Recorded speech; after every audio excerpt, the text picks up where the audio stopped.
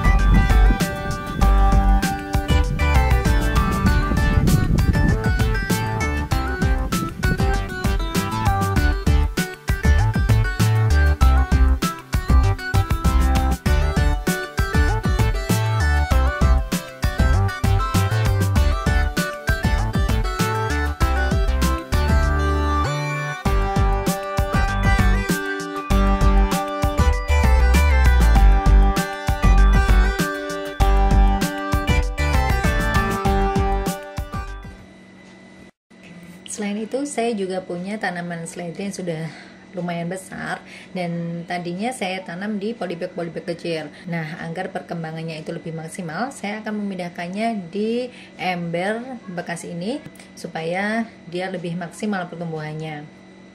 Karena dalam satu polybag ini ada yang isi 2, jadi saya pecah dulu agar satu pot untuk satu tanaman.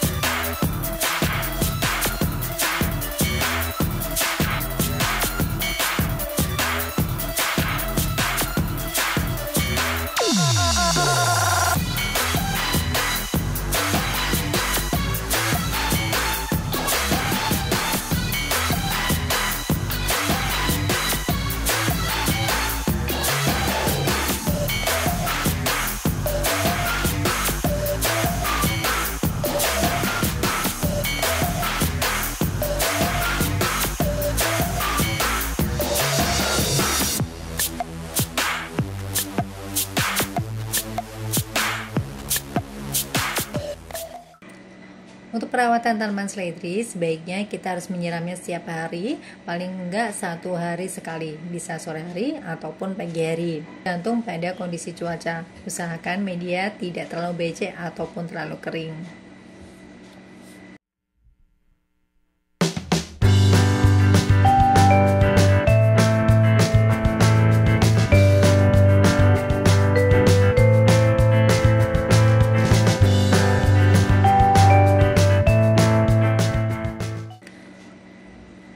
Pemberian pupuk organik cair sangat efektif diberikan sebagai pupuk susulan.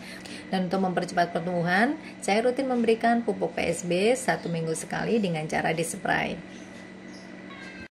Panen ledri bisa dilakukan berkali-kali.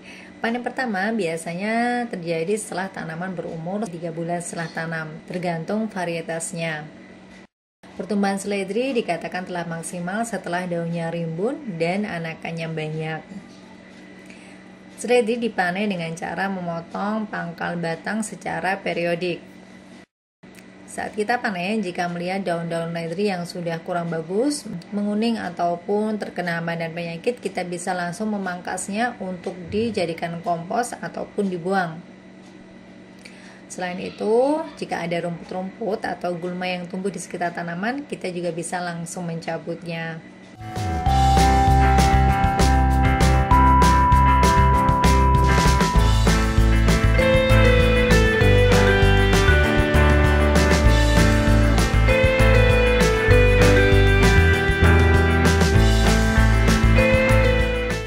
Teman-teman, demikian ya informasi hari ini tentang menanam seledri di rumah sendiri menggunakan barang-barang bekas. Semoga bermanfaat.